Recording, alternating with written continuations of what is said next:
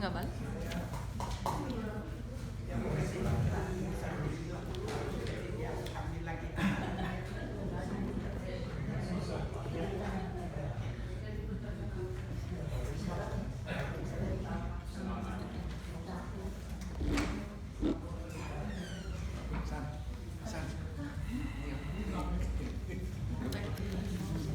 Oke, saudara-saudara, kita akan segera memulai. We will start.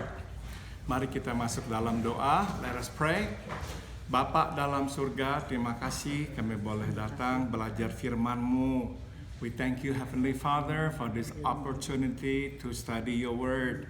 Biarlah Engkau yang menjelaskan firman-Mu kepada kami. We pray, may you explain your word to us. Biarlah firman-Mu masuk ke dalam hati kami. So your word will be planted in our hearts. Dalam nama Tuhan Yesus kami berdoa. In the name of Jesus we all pray. Amen. Kita buka kitab Bilangan pasal 13.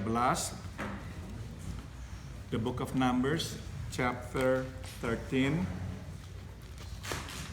Kitab Bilangan pasal 13.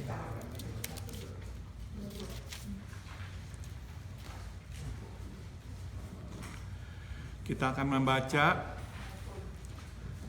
ayat 3 hingga ayat 20. Bilangan benar ya? Bilangan 13 ayat 3 sampai ayat 20. Mari kita membaca bersama-sama. 1, 2, 3. Lalu Musa menyuruh mereka dari padang gurun Paran sesuai dengan titah Tuhan. Semua orang itu adalah kepala-kepala di antara orang Israel. Dan inilah nama-nama mereka dari suku Ruben: Syamua bin Sakur, dari suku Simeon Safat bin Hori, dari suku Yehuda Kaleb bin Yefume, dari suku Isakar Yigal bin Yusuf, dari suku Efraim Hosea bin Nun, dari suku Benyamin Palti bin Rafu, dari suku Zebulon Gadiel bin Sodi, dari suku Yusuf yakni dari suku Manasye Gadi bin Susi, dari suku Dan Amil bin Gamali, dari suku Asher Setur bin Mikael, dari suku Naftali Nabi bin Dofsi, dari suku Gad Goel bin Maki. Itulah nama orang-orang yang disuruh Musa untuk mengintai negeri itu, dan Musa menamai Hosea bin Nun itu Yosua. Maka Musa menyuruh mereka untuk mengintai tanah Kanaan. Katanya kepada mereka, pergilah dari sini ke tanah Negeb dan naiklah ke pegunungan. Dan amatilah bagaimana keadaan negeri itu. Apakah bangsa yang mendiaminya kuat atau lemah? Apakah mereka sedikit atau banyak? Dan bagaimana negeri yang didiaminya, apakah baik atau buruk? Bagaimana kota-kota yang didiaminya, apakah mereka diam di tempat-tempat yang terbuka atau di tempat-tempat yang berkubu? Dan bagaimana tanah itu, apakah gemuk atau kurus? Apakah ada di sana pohon-pohonan atau tidak? Tabahkanlah hatimu dan bawalah sedikit dari hasil negeri itu. Waktu itu ialah musim hulu hasil anggur.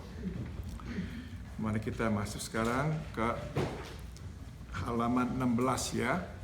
Biasanya pengintai adalah bawahan, bukan pimpinan. Tambahkan kata pimpinan. Halaman 16 ada betul ya. Betul. Ini pimpinannya.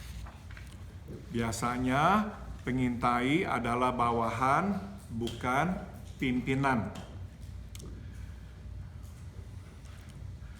Namun di sini dapat kita lihat ke-12 pengintai yang ditunjuk Musa adalah pemimpin, bukan bawahan. So it is customary that the spies are actually not those in leadership. They're usually like the staff, the agents. But here we can see that the 12 spies appointed by Moses, they are actually leaders. They're not just regular agents. Tuhan menyuruh Musa untuk mengutus pemimpin suku mengintai tanah Kanaan. In other words, God asked Moses to send out the 12 leaders to spy on the land of Canaan. Pertanyaannya adalah, mengapa? So the question is, why? Memang Alkitab tidak memberikan penjelasan, namun dapat kita menduga alasan di balik penunjukan ini. It is true that the Bible does not give us explanation, but we can surmise why, what the reason is behind this appointment. Tuhan ingin agar mereka, para pemimpin, melihat, tambahkan kata melihat,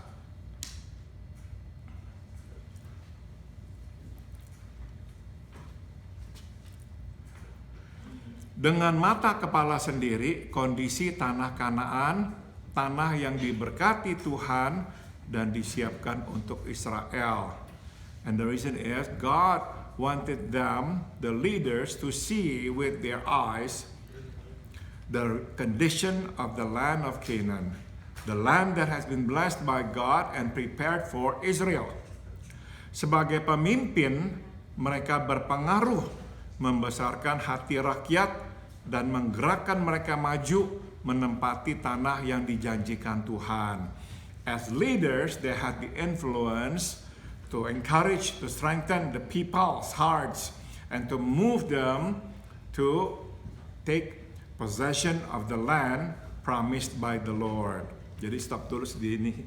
Saudara-saudara, kita melihat ya Tuhan mempunyai strategi atau rencana ya di dalam melakukan pekerjaannya.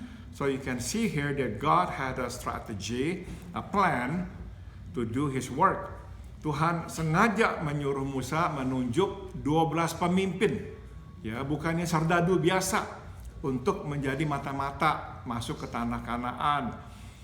Purposely, God asked Moses to appoint the 12 leaders of the 12 tribes to be the spies that would go into the land of Canaan to spy on the land. Nah, tujuannya karena mereka akan dapat nantinya mempengaruhi rakyat. And of course, the reason is so that they can come back and influence the people.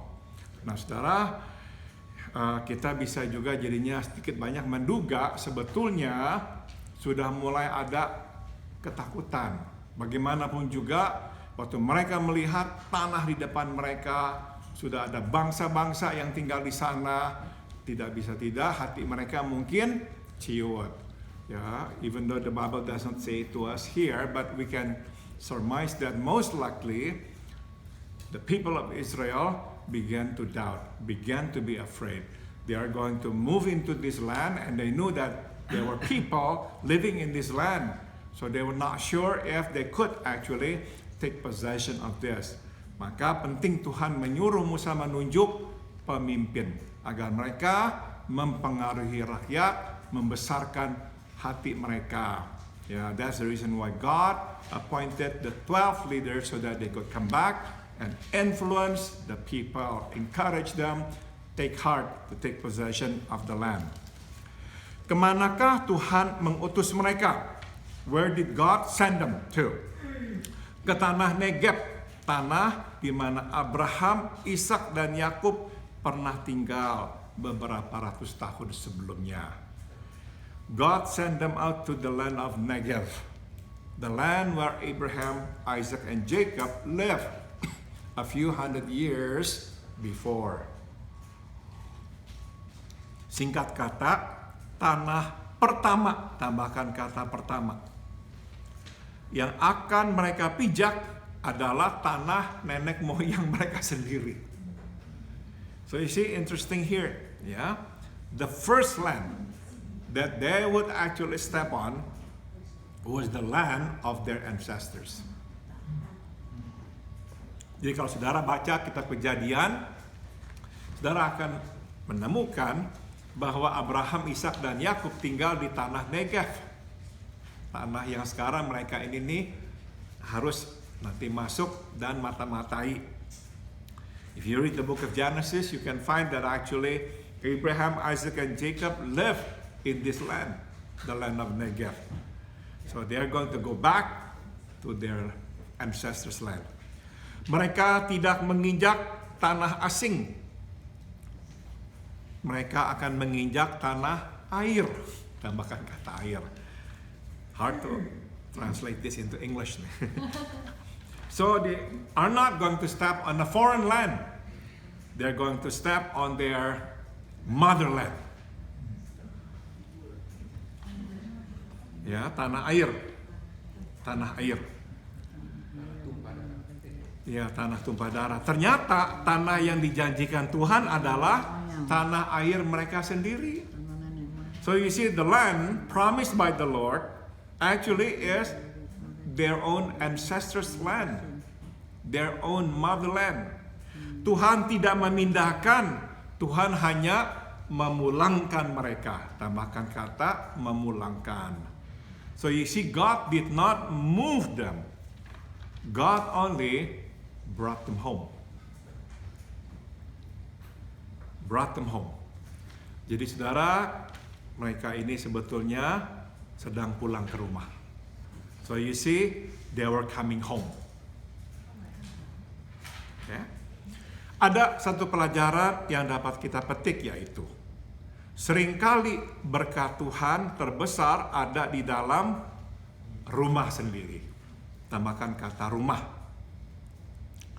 One lesson that we can glean is that oftentimes the greatest blessing God has in store for us is actually in our own home.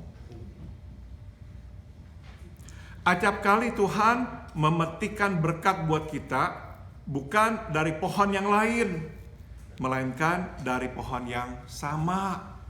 Tambahkan kata sama.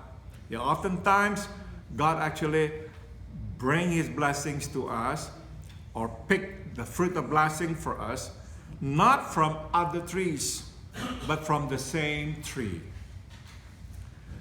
Pada umumnya pembaharuan tidak terjadi di luar melainkan di dalam diri sendiri. Tambahkan kata di dalam. In general, transformation or renewal does not take place outside of ourselves but inside of ourselves. Bukan sebagai akibat masuknya sesuatu yang baru, melainkan sebagai akibat keluarnya sesuatu yang baru. Not as a result of something from the outside coming into us, but something from inside coming out. Jadi, tambahkan kata keluarnya.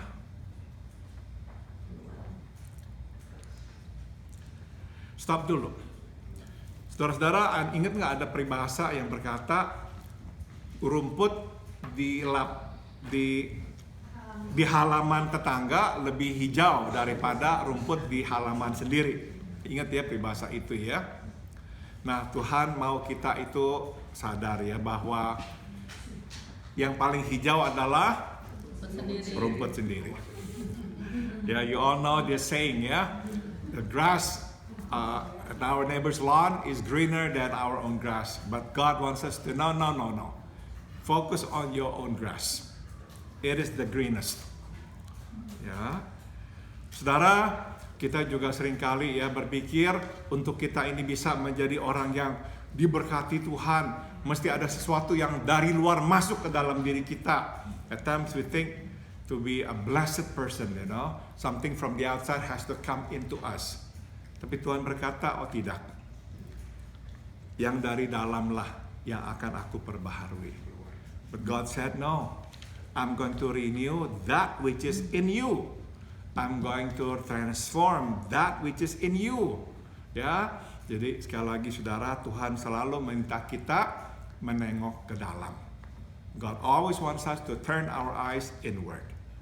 Dan nanti Tuhan akan ubah kita dari dalam keluar. And that's the reason, and that's how God works. He will change us, transform us from within to without, inside out. Om? Jadi ini anak Kanaan itu sekarang di mana itu? Israel. Israel ya? Ya, di Israel, betul. Ya. Dan Negev itu adalah di selatan, di bagian selatan. Ya. Oke, sambung lagi. Ternyata tanah yang dijanjikan Tuhan adalah tanah sendiri. Tambahkan kata sendiri. Well, it turned out that the land promised by God was their own land. Namun sekarang Israel akan melihatnya dengan mata dan penghargaan yang berbeda.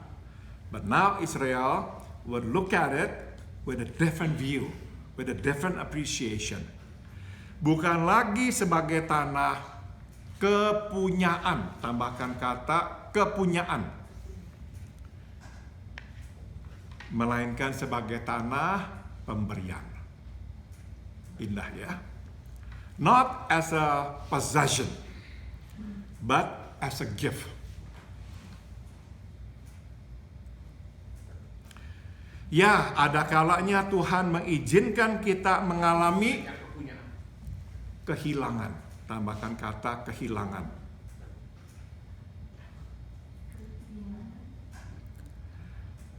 Agar kita melihat dan menghargai bahwa apa yang kita punya sesungguhnya adalah pemberian.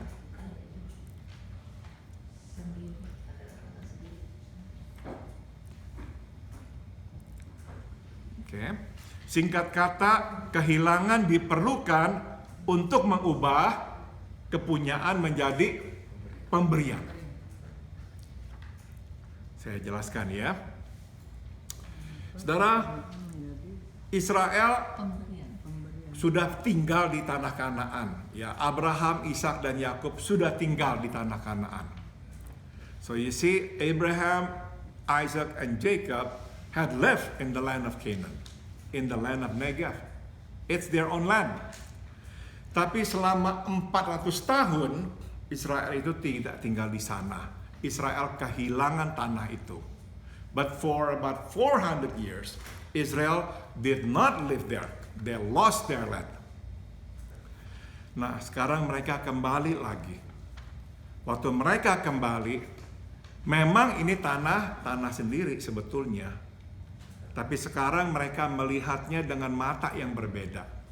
Bahwa ini adalah tanah pemberian. So when they return from Egypt to the land of Canaan, they would have another perspective, a better perspective to what they actually are now taking. It's not their land anymore, but actually it's a gift. It's not their possession, but it is actually a gift. Saudara, kita pasti pernah kehilangan sesuatu ya. Dan siapapun yang pernah kehilangan sesuatu kemudian menemukannya kembali biasanya lebih menghargai apa yang kita punya itu. I'm sure we all have lost something precious to us.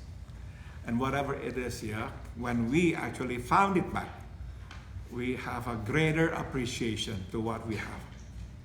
Ya. Misalkan anak kita pernah sakit. Anak kita itu sakit begitu parah, hampir-hampir misalnya meninggal dunia. Waktu Tuhan hidupkan, Tuhan sembuhkan. Meskipun anak yang sama kita akan melihatnya dengan mata yang lain. Kita akan berkata, ini sungguh-sungguh adalah pemberian Tuhan. Ya. Suppose we almost lost our child to sickness, and then God touched our child and healed our child. Now we're looking at our child with a different appreciation. Not as ours anymore, but as God's, but given to us. Jadi kadang Tuhan mengizinkan kita mengalami kehilangan. Supaya kita melihat yang kita punya itu sebagai bukan kepunyaan kita, tapi sebagai pemberian Tuhan. When we gain it back, we know it is not ours, it is a gift. Sudah tentu kita semua pernah sakit. Om Kiat pernah sakit sangat berat ya. We all have been sick. Some of us have actually been pretty sick. Our brother Om Kiat went through something also very difficult. Nah, Saya yakin semua yang pernah sakit berat kemudian sembuh akan berkata apa? Hidup ini adalah pemberian. Benar loh. All of us who have gone through something really serious, when we come out of it, we will say, life is truly a gift. Life is truly a gift. Oke, mari kita lanjutkan. Ada 2 tugas para pengintai. There are 2 tasks that these spies had. Pertama, mereka harus mengintai kondisi orang yang tinggal di sana. Tambahkan kata orang. First, they must spy on the people who live there.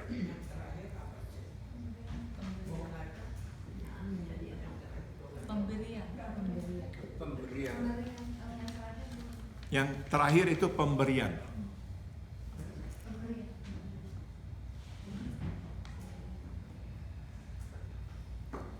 Oke. Nah, di alinea berikut, di paragraf berikut, kata yang mesti diisi adalah kata orang. Pertama, mereka harus mengintai kondisi orang yang tinggal di sana. Tampaknya sejak ditinggal oleh Yakub selama lebih dari 400 tahun, tanah Negeb dihuni oleh suku bangsa lain. So apparently, after Jacob left the land for about 400 years, the land of Negeb was other people moved in and lived in that land. Untuk dapat menaklukkan mereka, para pengintai mesti menyelidiki kekuatan dan kelemahan mereka. So to conquer these people, the spies must spy on their strength and weakness. Selain dari itu, tugas pengintai adalah mengintai kondisi negeri. Tambahkan kata negeri yang akan mereka tempati. Next, their task was to spy on the condition of the land that they would take possession of. Apakah tanahnya gemuk atau kurus, alias subur atau gersang. They were to see whether the land was fertile, good land, or not good land. Untuk itu mereka diperintahkan untuk membawa pulang hasil bumi tanah Kanaan. For that, they were to bring in some of the produce of the land. In this case, the grapes, the vine. 2 tugas melambangkan 2 tujuan. These 2 tasks symbolize 2 purposes. Tujuan pertama adalah hikmat. Tambahkan kata hikmat. The first purpose is wisdom. Untuk dapat menaklukkan suku bangsa yang tinggal di Kanaan, Israel perlu hikmat. To conquer the land and the people who live in the land of Canaan, Israel needed wisdom. Peperangan tidak dimenangkan oleh semangat dan kekuatan fisik. Peperangan dimenangkan oleh hikmat. So you see, the war will not be won by zeal, by physical strength only. The war will have to be won by wisdom. Tujuan kedua adalah iman. Tambahkan kata iman. Second purpose is faith. Untuk dapat menaklukkan suku bangsa yang tinggal di Kanaan, Israel perlu iman. To conquer the people who live in the land of Canaan, Israel needed faith. Kemenangan diperoleh bukan dari seberapa besarnya kekuatan, melainkan dari seberapa besarnya iman. So, victory is not going to come from the physical strength, but from how big their faith would be. Itu sebab Musa meminta para pengintai untuk membawa pulang hasil bumi untuk membesarkan iman Israel, bahwa Tuhan yang sudah mempersiapkan tanah yang subur ini akan memberi mereka kemenangan. Tambahkan kata kemenangan. And that's the reason why Moses asked these spies to bring in the produce of the land. To encourage Israel so that they will have faith that God who has prepared this land will give them victory. Nah, inilah pelajaran kedua yang dapat kita petik, yaitu hidup memerlukan hikmat dan iman. So here's the second lesson we can glean, and that is life requires wisdom and faith. Hikmat dan iman. Hikmat diperoleh bukan dari dongeng, melainkan dari pengetahuan.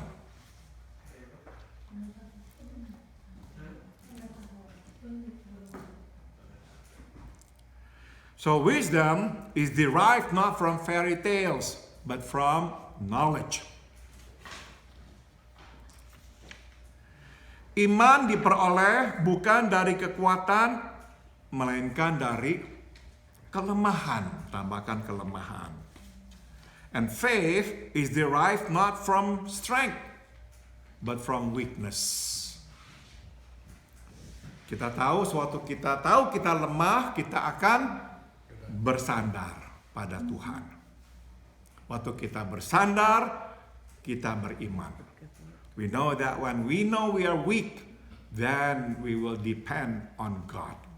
And when we depend on God, our faith will also grow. Sayang, para pengintai pulang membawa hikmat, tidak membawa iman. Kita nanti sambung ya. But unfortunately, these spies come home. Yes, they brought wisdom.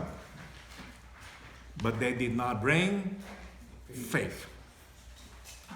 Kita tahu pada akhirnya dari 12 pengintai, berapa yang menyuruh Musa untuk tidak masuk ke Kanaan? Tidak masuk 10. Betul sekali, 10. Hanya 2 yang berkata, kita masuk karena Tuhan akan memberikan kemenangan. Only 2 said to Moses, let's go in. God would give us victory. Mayoritas berkata, no, let's go back. Ya, sayang. Ada yang mau tambahkan atau bertanya? Jadi waktu mereka keluar dari ini di dalam perjalanan, mereka nggak tahu mereka akan ngapain mereka. Nggak tahu. Nggak sadar. Nggak tahu, karena memang kan dituntunnya sama awan, sama api itu, tapi tidak pernah diberitahukan kemana. Mereka tahunya itu melalui tanah air mereka dari. Oh, sudah pasti waktu mereka udah tiba di situ, nah Musa dan semuanya pasti tahu kan sejarahnya diceritakan. Abraham tinggal di mana, Ishak tinggal di mana, Yakub tinggal di mana dulu. So they found out actually when they are close to Canaan. Sebelumnya mereka memang nggak tahu kemana. Saudara, ini tambahan aja ya, karena Cipopi angkat ini. Abraham berasal dari mana? Do you remember where Abraham was from? Nah saudara, kita tahu jadi Abraham itu tuh berasal dari sekarang ini negara Irak. Ya, now we know that part of land now belongs to Iraq. Nah saudara, waktu Abraham dipanggil Tuhan, Abraham tahu nggak Abraham akan kemana? Did Abraham know where he was going to when God called him? No, he did not know. Ya, kita tahu di Kejadian pasal 12, Tuhan memanggil Abraham. Dari Irak di bawah saudara, Tuhan membawa Abraham tahu nggak kemana? Ke atas, ke utara. Ke sekarang tuh perbatasan dengan negara Turkey, Padan Haran. So from Ur, Tuhan menuntun Abraham ke Haran.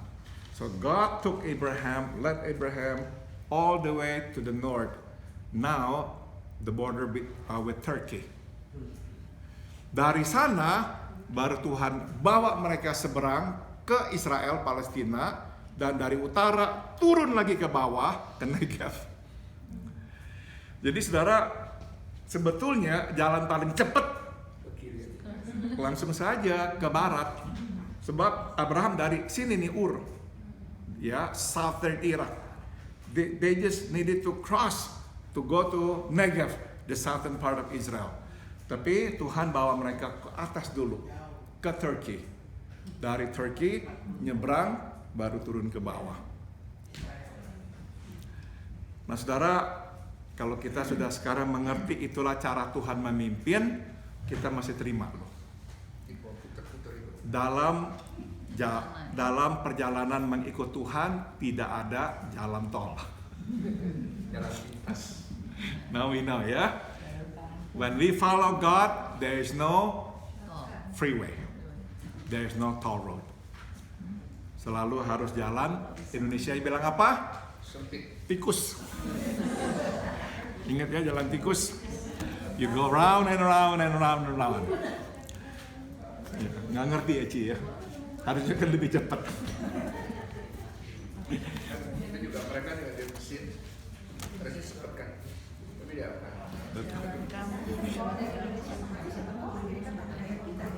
Hah? Jadi Bapak dari Indonesia ke Amerika nanti harus balik ke Indonesia. Ya gitu. Never know, betul. Oke. Balik lagi Indonesia lagi.